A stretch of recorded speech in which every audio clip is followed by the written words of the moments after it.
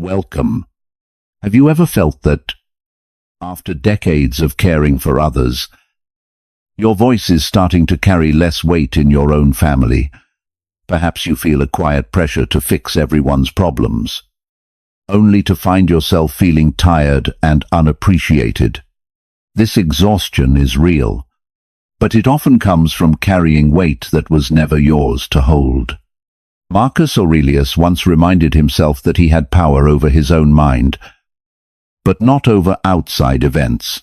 He taught that peace is found the moment we stop trying to control how others treat us. For example, imagine a holiday meal where your efforts are overlooked. You cannot change their reaction, but you can choose to remain steady in your own dignity. In this video, we will look at a simple way to protect your peace of mind and reclaim your energy.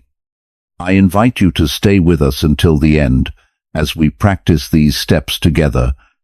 If you are ready to find your quiet strength, please type I, control my response. In the comments below, the first pillar we must explore is what many call the boundary of the heart, or the dichotomy of control. This is the foundational principle that helps us distinguish between what we can change and what we must accept with grace. At its core, this principle suggests that our inner peace is like a small, well-tended garden. We are responsible for planting the seeds, watering the soil, and pulling the weeds within our own fence. However, we are not responsible for the weather, the wind, or whether the neighbors appreciate the beauty we have created. In Stoic philosophy, our power is absolute when it comes to our own intentions and our own kindness. But our power disappears the moment we try to dictate how the rest of the world responds to us. For those of us who have lived many decades, this principle is often the most difficult to practice.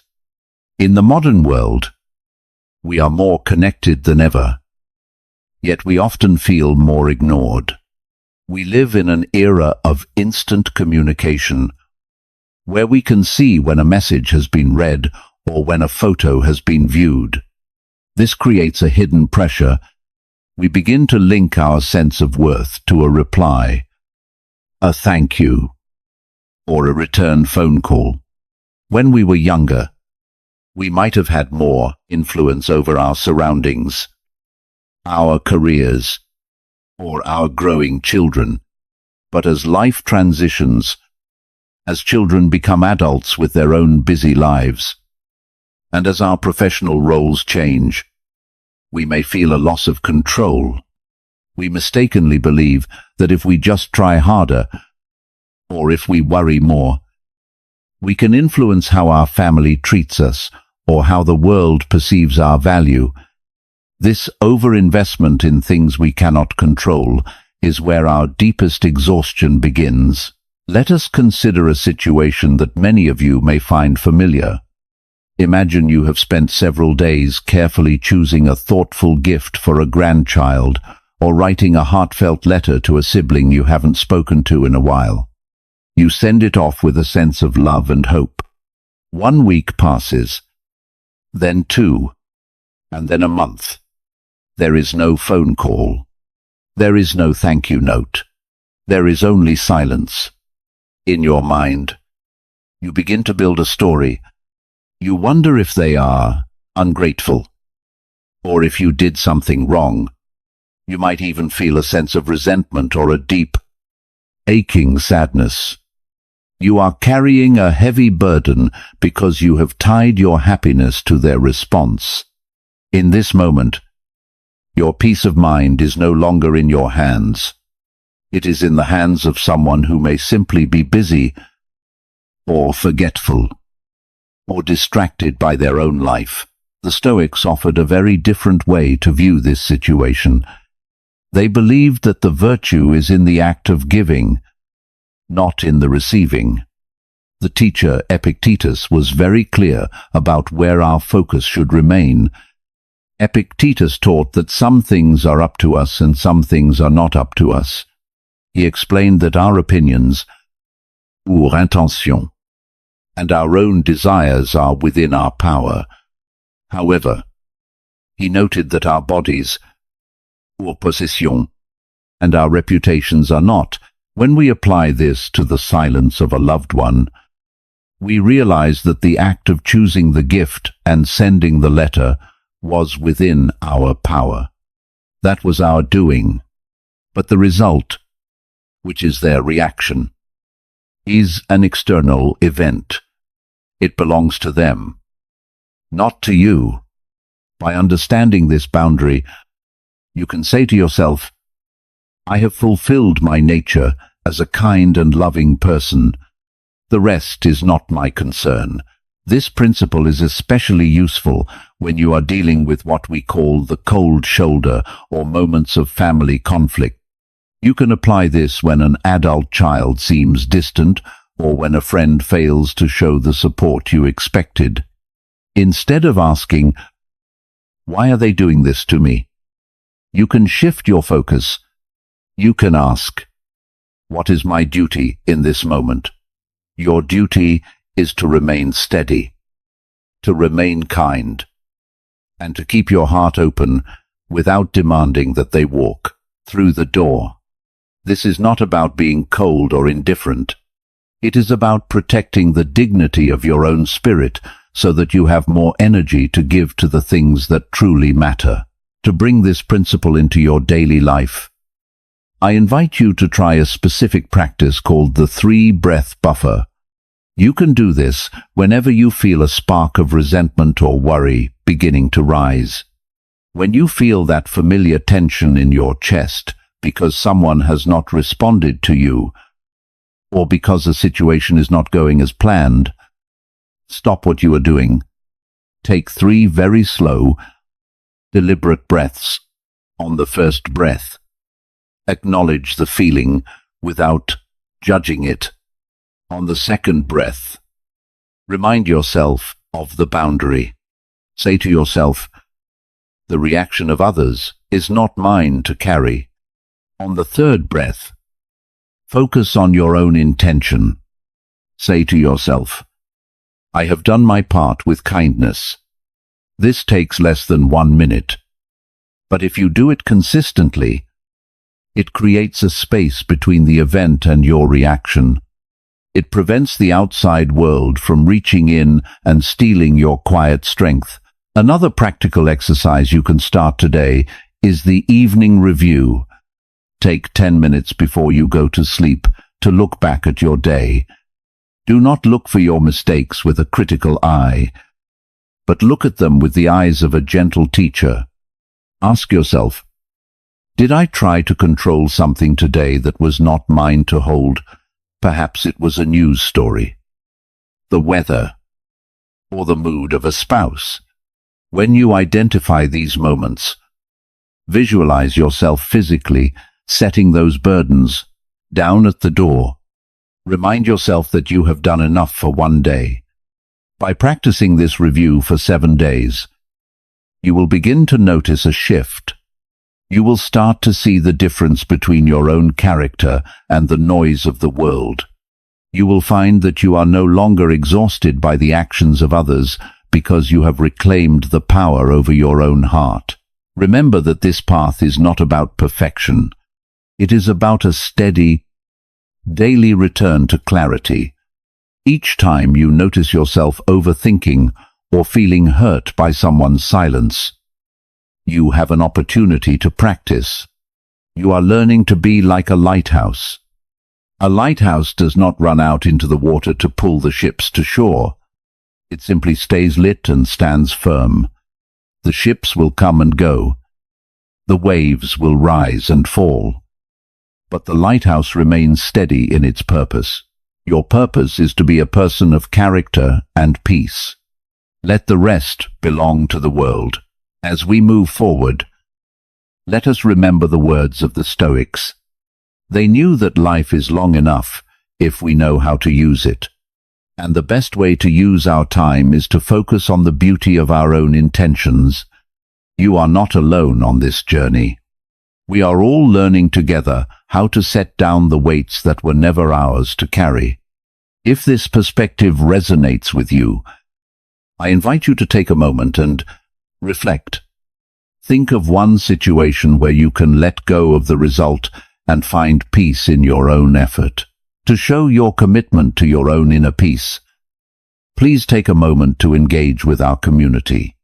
Type, "My peace is my power," in the comments section. Saying these words out loud or writing them down helps to anchor the lesson in your mind. It is a signal to yourself that you are choosing to be the master of your own heart. My peace is my power. Repeat it once more. Slowly. My peace is my power. Thank you for being here with us today. In our next section, we will look at how to find deep contentment in the present moment, regardless of what the future may hold. Stay steady and stay kind. The second pillar we will explore together is a concept the Stoics called amor fati, or the love of one's fate. This principle is about more than just accepting your life. It is about learning to love the life you have today, right now, rather than longing for the life you had 20 years ago. For many of us, our memories are like a beautiful photo album. We look back at the days when our bodies were stronger, our careers were at their peak, or our homes were filled with the noise of growing children. Those were wonderful seasons. But the Stoics remind us that every season of life has its own unique purpose: to live with quiet strength. We must learn to stop fighting the present moment. We must stop treating our current stage of life as a loss and start seeing it as a new kind of harvest. This is incredibly difficult to do in our modern world. We live in a culture that worships youth. Every advertisement, every movie, and every social media post seems to suggest that to be happy, you must be young, fast, and constantly producing something new. For those of us in the middle and later chapters of life, this creates a deep sense of being invisible. We may feel that because we are no longer leading a company or running a frantic household, our value has diminished. We are told that aging is a problem to be solved rather than a natural progression to be honored. This constant focus on what we have lost makes it very hard to see what we have gained, such as our perspective, our patience, and our hard-earned wisdom. We often find ourselves stuck in a loop of comparison, where the person we are today feels like a shadow of the person we used to be. Let us look at a modern situation that illustrates this struggle. Imagine a man named Thomas who spent 40 years as a respected manager. He was the person everyone came to for answers. His days were filled with meetings, decisions, and a sense of being needed. Now, Thomas is retired. His house is quiet. His phone does not ring with urgent problems to solve. On a Tuesday morning, he sits in his kitchen and feels a sudden wave of irrelevance. He looks at his hands and thinks about how busy they once were. To Thomas, this quiet morning feels like a failure. He feels like a captain without a ship, wandering through a world that has moved on without him. He is physically present in the year 2024, but his heart is still trying to live in 1995. He is missing the beauty of his quiet garden because he is mourning the noise of his old office.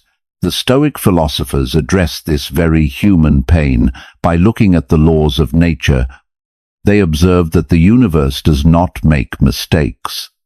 Every change is part of a larger, beautiful order. Marcus Aurelius, who was an emperor facing the end of his own life, wrote about this with great tenderness. Marcus Aurelius wrote that everything that happens is as familiar and well known as the rose in spring and the fruit in summer. He suggested that change is not an enemy, but a natural unfolding. Just as we do not get angry at a rose for losing its petals to become a seed pod, we should not get angry at ourselves for moving from the season of doing to the season of being. To Marcus Aurelius, the graying of hair or the slowing of the pace was as natural and expected as the changing of the leaves in autumn. He believed that if we can see life this way, we find a peace that no one can take from us. This principle is vital to apply when you feel the weight of loneliness or the sting of being overlooked by a younger generation. It is also helpful when you are facing the challenges of health changes or the regret of things left undone. Instead of saying, "I wish things were different," the Stoic practice is to say, "This is what is happening, and I will find the good in it." This does not mean you ignore your pain. It means you stop adding to your pain by wishing for the impossibile. Whatever your faith or your path, there is a deep dignity in standing in the present moment and saying, "I am here, and this moment has value. You are not a wilting flower. You are a fruit that is finally ripening. The fruit has a sweetness that the flower could never know." To help you anchor your mind in the present, I invite you to try a simple 5-minute practice called the morning sunlight audit. This is a gentle way to begin your day before the noise of the world reaches you. Step number 1. As soon as you wake up, do not reach for your phone or turn on the television. Step number 2. Find a place where you can see the natural light, perhaps by a window or on a porch. Spend exactly 5 minutes just being present. Step number 3. Identify 3 specific things in your immediate environment that are beautiful or functional right now. Do not think about the past or the future. Focus only on what is in front of you. Perhaps you notice the warmth of the tea in your cup. Perhaps you hear the specific song of a bird in a nearby tree. Perhaps you look at your own hands and acknowledge the strength they still hold to hold a book or help a friend. As you identify each of these 3 things, say to yourself, "This is real. This is now. This is enough." Doing this for just 5 minutes every morning for the next 7 days will begin to retrain your mind. You will find that you are less likely to drift into the shadows of regret because you have practiced finding the light of the present. It is a way of telling your soul that you are not waiting for life to begin again. You are living it right now. You can also apply this when you are feeling the hindsight trap. This is when we look back and think we made a wrong turn 20 years ago. When those thoughts arise, use the audit. Stop and name 3 things in your current life that you would not have if you had taken that other path. Maybe it is a specific friendship, a quiet hobby, or a lesson you learned that made you kinder. By doing this, you turn what if into what is. You are practicing the art of amor fati by loving the story that actually happened. As we walk this path together, remember that your worth is not tied to your productivity.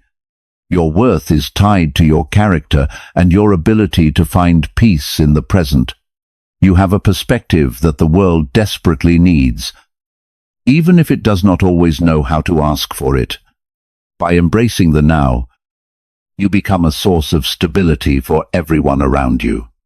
You show them that it is possible to grow older with grace, dignity, and a quiet joy.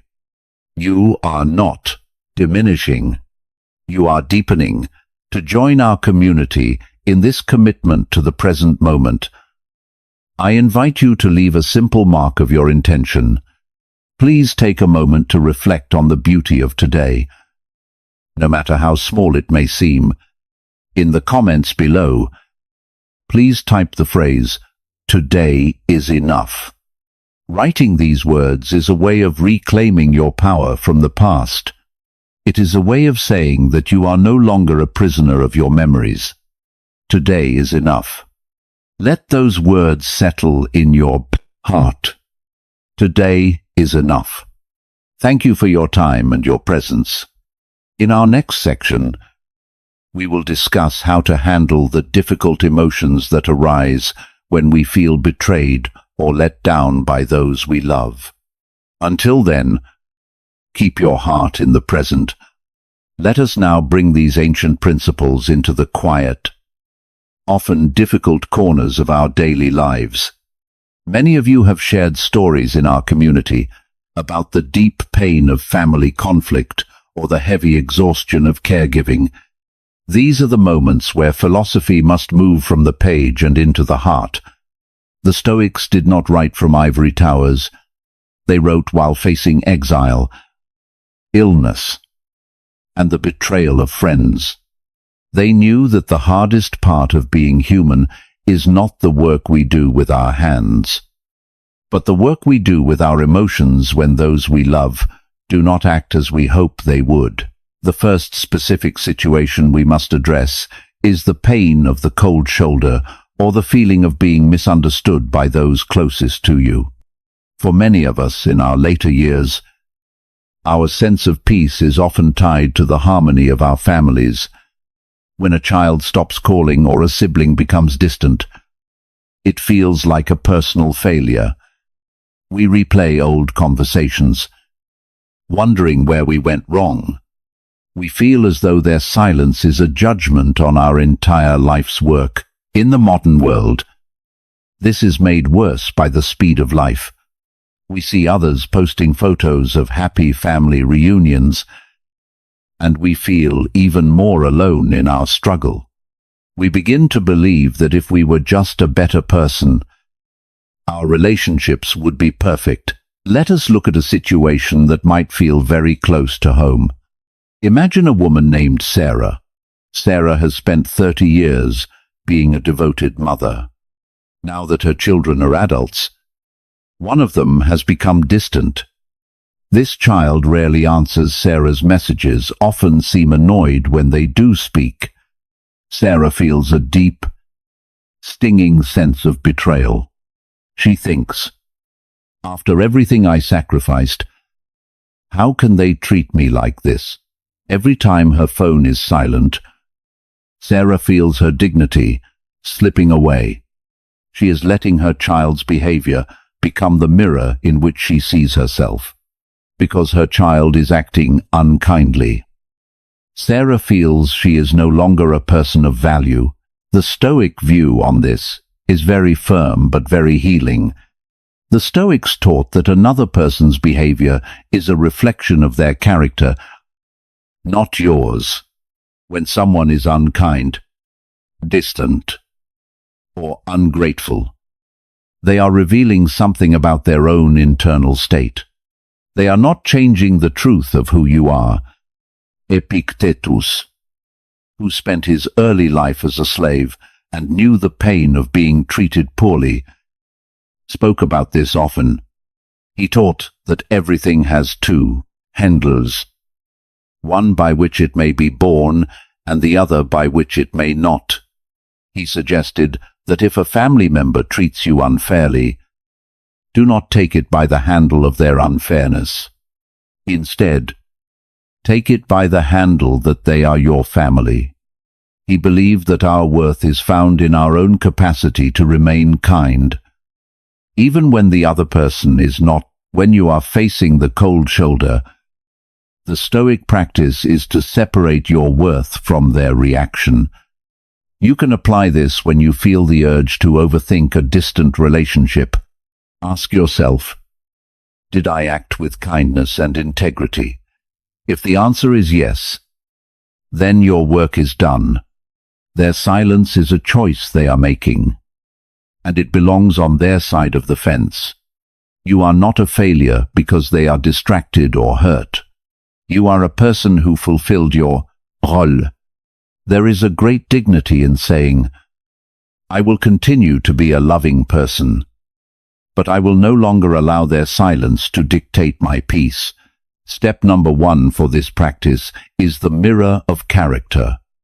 The next time you feel hurt by a family member's coldness, spend 3 minutes in front of a literal mirror. Look at yourself and say, I am responsible for my kindness. I am not responsible for their response. Step number 2. Visualize a clear glass wall between you and their behavior. You can see their actions, but they cannot touch your inner peace. Step number 3. Repeat this to yourself every morning for the comfort. Next 5 days their opinion is theirs. My worth is mine. By doing this, you are reclaiming your power. You are deciding that your life is not a performance for an audience that may not be paying attention. Please take a moment to reflect on this. If you are ready to let go of the burden of other people's opinions, please type, "My worth is mine," in the comments below. The second situation we must address is the heavy weight of caregiving and the burnout that often follows it. Many of you are currently caring for an aging spouse, a sick parent, or a family member with a difficult illness. This is perhaps the highest form of virtue, but it is also one of the most exhausting. You may feel a mix of deep love and, occasionally, a dark sense of frustration or resentment. Then, the guilt follows. You wonder if a good person would feel this tired or this angry. You feel as though your own life has disappeared into the needs of another. In the modern world, caregiving can be incredibly isolating, leaving you with little time for your own spirit to rest. Let us look at a modern illustration of this struggle. Imagine a man named Robert, who is caring for his wife as her memory fades. Robert loves his wife deeply, but the daily routine is grinding him down. He is tired of the same questions, the sleepless nights, and the loss of the partner he once knew. He feels like he is living in a grey fog. Robert believes that to be a Stoic, he must never feel sad or frustrated. So, he suppresses his emotions until he snaps. He feels like he is failing at his duty because his heart is heavy. Robert is suffering not just from the caregiving, but from the story he is telling himself about how he should feel. The Stoics had a profound respect for duty, but they also practiced a technique called negative visualization to find strength in difficult roles. This is not about being pessimistic. It is about shifting your perspective from what you are losing to what you still have.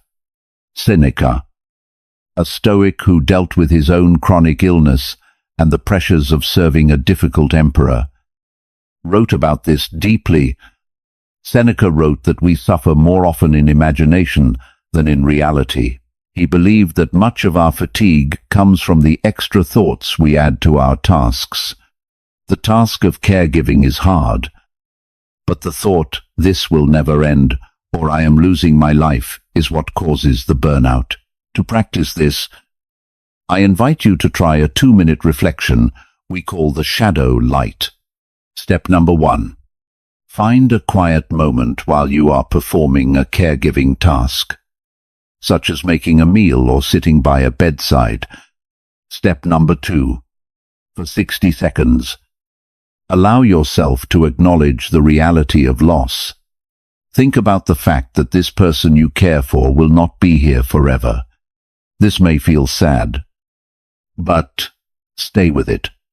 Step number 3. For the next 60 seconds, shift into the light.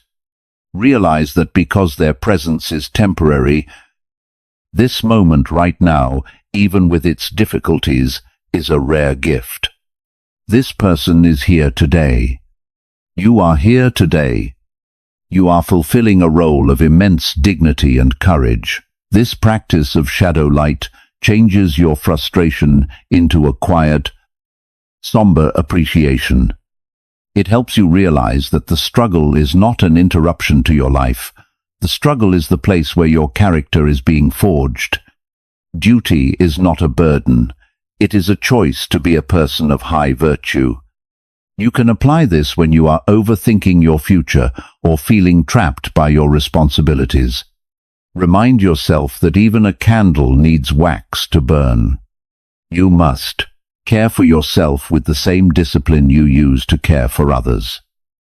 Not because you are selfish, but because you are a steward of a precious life, your own. Strength is not the absence of fatigue. Strength is the decision to keep your heart open, even when you are tired. For those of you who are in the middle of this difficult walk, know that you are performing the most beautiful work a human can do. You are practicing Stoicism in its purest form. You are choosing love over ease and duty over comfort. This is where your diadem is earned. To honor the strength you are showing every day, please take a deep breath and acknowledge your own courage. If you feel this quiet strength rising within you, please type "strength is found in the struggle" in the comments. Let these words remind you that your effort is seen and that your path has profound meaning. In our next section, we will bring all these lessons together into a simple 7-day plan to help you move from exhaustion to lasting peace. Until then, remember that you have everything you need within you. The final stage of our journey together is the transition from understanding to action. The Stoics were not interested in people who simply memorized books. They were interested in people who lived differently because of the principles they held. The core principle of this section is the training of the mind through intentional repetition. In the same way that a physical body requires movement to stay strong, the spirit requires daily exercise to remain steady. This is what the Stoics called the practice of the art of living. It is the belief that peace is not something that happens to you by luck, but something you build brick by brick, day by day. By committing to a structured plan, you are telling yourself that your peace is worth the effort. You are deciding that you are no longer a passenger in your own life, but the captain of your internal state.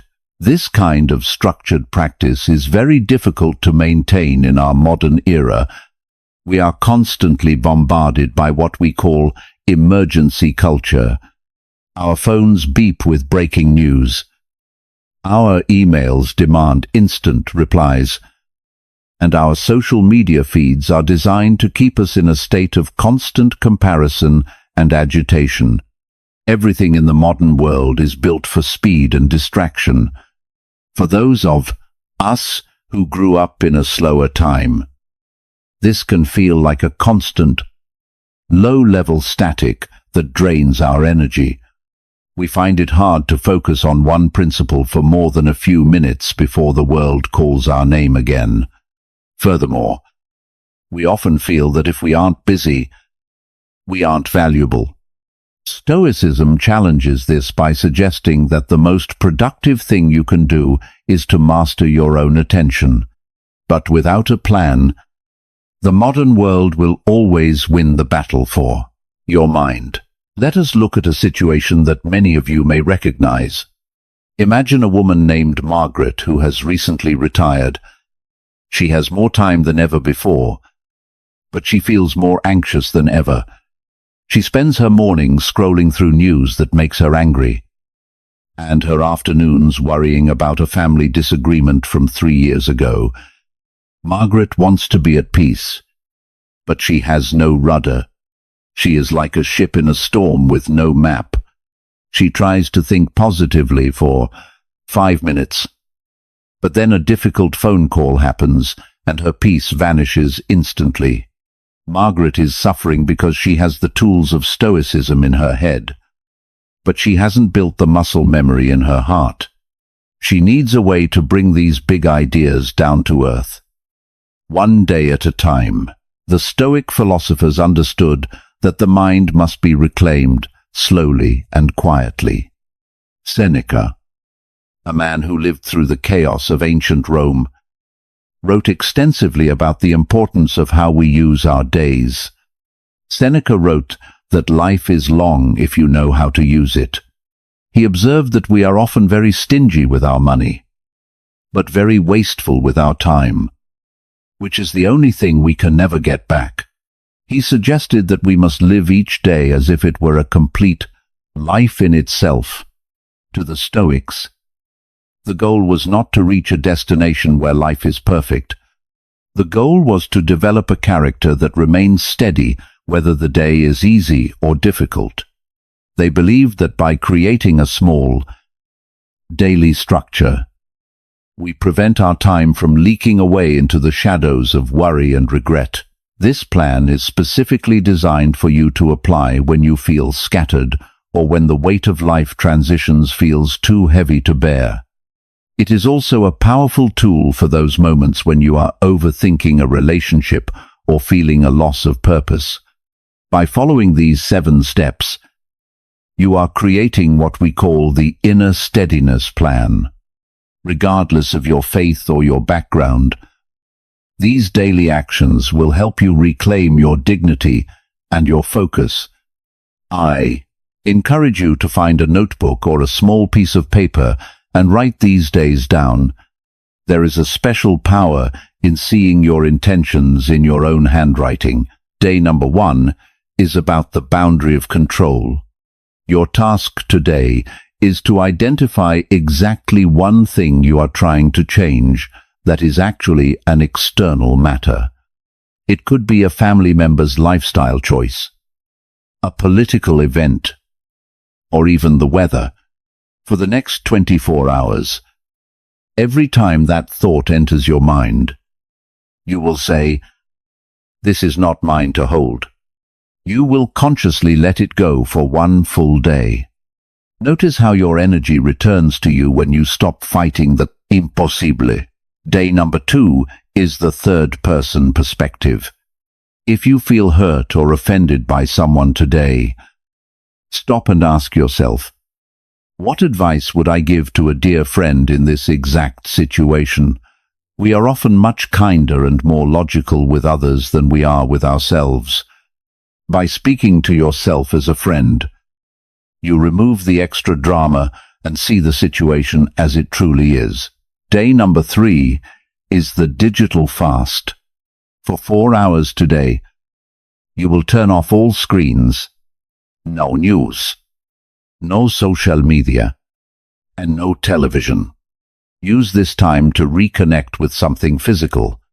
Take a slow walk, read a physical book, or work in your garden. Listen to the silence. Reclaim your focus from the world of noise. Day number 4 is voluntary simplicity. Today, choose one meal to eat in complete silence. Do not read or watch anything. Simply appreciate the nourishment. This is a way of practicing gratitude for the basics of life. It reminds you that you need very little to be well. Day number 5 is the practice of small virtues. Perform one act of kindness today with absolutely zero expectation of a thank you or a return favor. It could be a short prayer for someone, a quiet phone call to a lonely friend, or simply a warm smile to a stranger. Do it because it is your nature to be kind, not because you want to be seen. Day number 6 is the audit of regret. Take 5 minutes to think about a past mistake that still haunts you. Write it down on a piece of paper. Look at it and say, "This was a lesson. I am no longer that person." Then, safely discard the paper. This is a symbolic way of telling your mind that the past has no authority over your present peace. Day number 7 is your reflection day. Look back over the past week. Identify one specific moment where you stayed calm instead of reacting. Notice how it felt. This is your proof that you are growing. You are not the same person you were 7 days ago. This 7-day plan is your practical exercise for this week. It does not require you to go anywhere or spend any money. It only requires your honest attention. If you miss a day, do not judge yourself. Simply start again the next morning. The Stoics believed that the effort itself is the victory. Every time you choose to be steady instead of reactive, you are building a stronger inner citadel. You are becoming a source of calm for everyone around you. As you begin this plan, remember that you are not walking this path alone. There is a whole community of us, across many different lives and faiths, who are all seeking the same quiet strength. By choosing to practice, you are honoring the life you have been given. You are deciding to use your time wisely. As Seneca suggested, you are choosing to ripening like the fruit in summer, becoming more peaceful and more purposeful with every passing day. To signal your readiness to begin this practice, I invite you to take a moment and commit to this journey.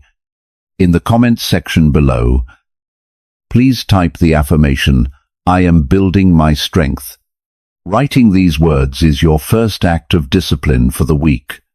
It is a promise to yourself that you will no longer be carried away by the noise. I am building my strength. Repeat it slowly. I am building my strength. Thank you for your commitment to this path. We look forward to seeing your progress. In our final words, we will offer a gentle summary to carry with you into your week. Until then, keep your rudder steady.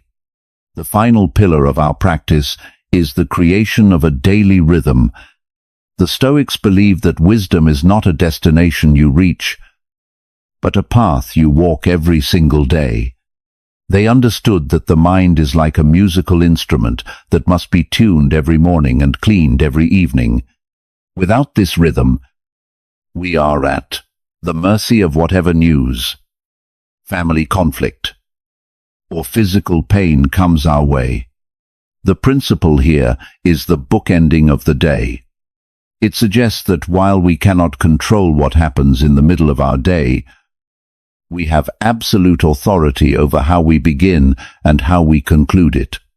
By establishing a morning preparation and an evening review, you create a sanctuary of time that the world cannot touch. This is not just a routine.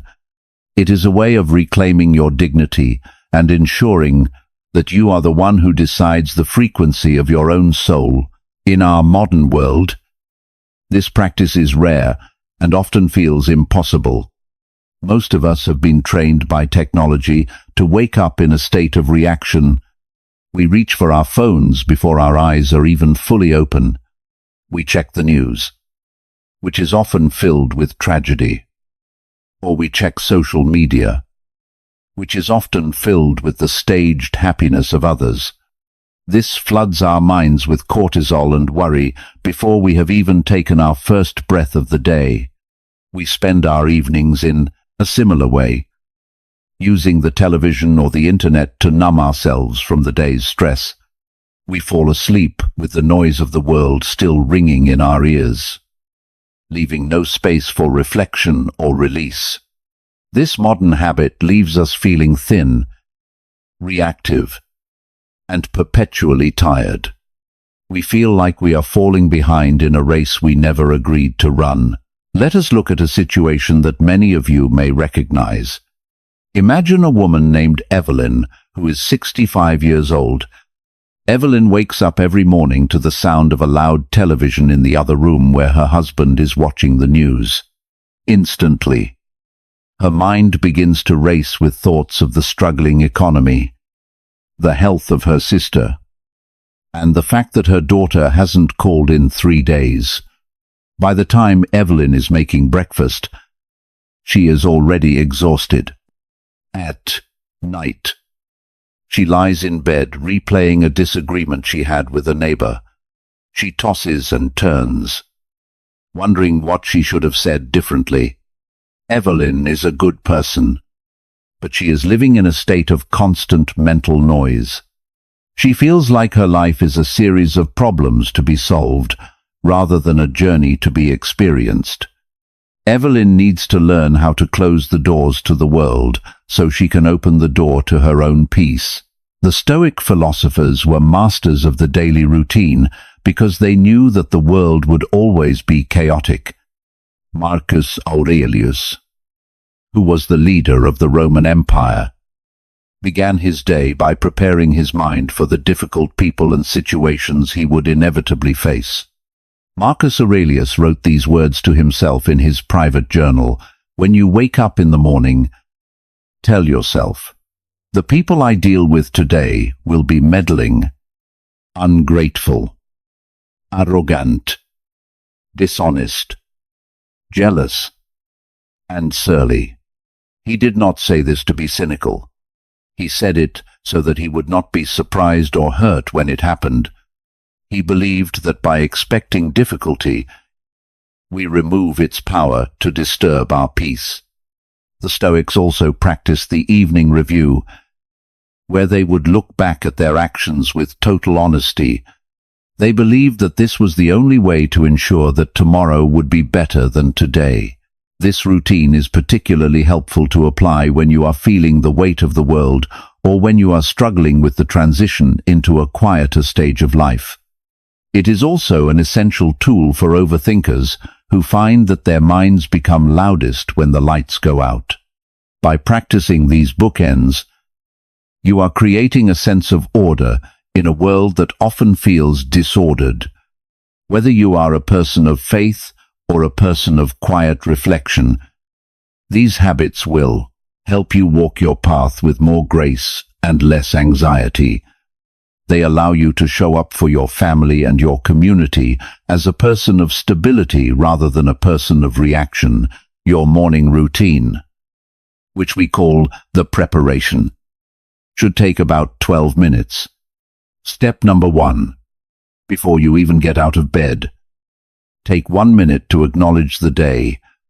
Say these words quietly to yourself. I will likely encounter difficult people and situations today. I will remain steady because my character is my own. I choose to be kind, regardless of how others behave. This takes away the element of surprise that often causes us to lose our temper. Step number 2. Spend 10 minutes reading 2 pages of a Stoic text or listening to a calm passage of wisdom. This is not for entertainment. It is to set the frequency for your mind. It is like putting on a suit of armor before you go out into the world. Step number 3. Take 1 final minute to identify 1 virtue you want to practice today, such as patience, silence, or gratitude. Your evening routine, which we call the review and release, should take about 7 minutes before you go to sleep. Step number 4. Perform the gentle audit. Ask yourself 3 simple questions. What did I do well today? Where did I lose my temper or my peace? How can I be kinder to myself and others tomorrow? Do not judge yourself harshly. Speak to yourself as you would to a dear friend who is trying their best. Step number 5. Practice the release. Whatever happened during the day, whether it was a success or a failure, visualize it, becoming a small stone that you leave at your bedroom door. Say to yourself, today is over. It is now part of the indifference. I am at peace with what has passed. By following this routine for the next 7 days, you will notice that the static of the world begins to fade. You will find that you are less affected by a rude comment or a long wait at the doctor's office because you have already prepared your mind for it. You will find that you sleep more deeply because you have cleared the emotional clutter before closing your eyes. You are learning that while you cannot control the wind, you are the master of your own sails. You are showing yourself that your time and your peace are sacred. This is how a life of dignity is built. It is built in the quiet moments of the morning and the honest reflections of the evening. As we conclude this section, remember that you are the architect of your own days. You do not have to be a victim of the modern pace. You can choose to move slowly, to think deeply, and to live with intention. You have decades of experience and wisdom within you. This routine simply gives that wisdom a place to live. It allows you to become the person you were always meant to be, a source of light and steadiness in a world that is often dark and drifting. You are doing the work that very few people are willing to do. You are taking responsibility for your own soul. To signal your commitment to this daily rhythm, I invite you to join our community in a simple act of intention. Taking control of your day is the most important decision you can make. If you are ready to be the master of your own time and your own peace, please take a moment to reflect on your morning. In the comments section below, please type the affirmation, "I own my day." Let these words remind you that no one can steal your peace without your permission. I own my day. Repeat it once more, slowly and with conviction. I own my day. Thank you for your presence and your dedication to this path. In our final moments, we will offer a summary of all our lessons to help you carry this quiet strength into your week. Until then, keep your heart steady and your routine clear. As we close our time together, I want you to look back at that holiday meal we discussed at the beginning. Or perhaps think again of that letter you sent that went unanswered. The pain of those moments did not come from the silence of others. It came from a heart that was trying to hold what it could not reach. Today, you have learned how to set those burdens down. You have learned that your worth is not a gift that others give to you. It is a light that you carry within yourself. Your dignity does not depend on a thank you note or a phone call. It depends on your own kindness and your own steady character. If there is one lesson to carry into your week, let it be this: you are enough, and your peace is your own responsibility. There is great hope in knowing that even when the world is loud, your inner home can remain quiet and steady. You do not need to change the people around you to be happy. You only need to reclaim the power over your own heart. I encourage you to begin your 7-day plan tomorrow morning. Start with your 12-minute preparation before the world wakes up. Use the 3-breath buffer whenever you feel the weight of life pressing in. And finally, use your 7-minute review to clear the clutter from your mind before you sleep. These small, steady steps are how we build a life of lasting dignity. You are ripening like the fruit in summer, becoming more peaceful and more purposeful with every passing day. I would like to ask you for one small commitment today. In the comments below, please type one thing you are deciding to let go of tonight. It could be a past regret, a worry about a loved one, or the need for an apology that never came. Writing it down is your first act of discipline. It is your first step toward freedom. If this perspective has helped you, please consider joining our community by subscribing and sharing this wisdom with someone who might be feeling tired today. We appreciate the wisdom you share in the comments. You are not alone in this journey. Thousands of us are learning to walk this path together. To seal our practice today, I invite you to type our final affirmation. Please type, "I am steady and at peace." I am steady and at peace. Repeat it once more to yourself. I am steady and at peace. Please remember that these ideas are shared for reflection and personal growth. They are not a substitute for professional mental health support, medical advice, or spiritual counseling. Stoicism is a companion for your journey, not a religion. It is here to help you live your own faith and your own values with more strength.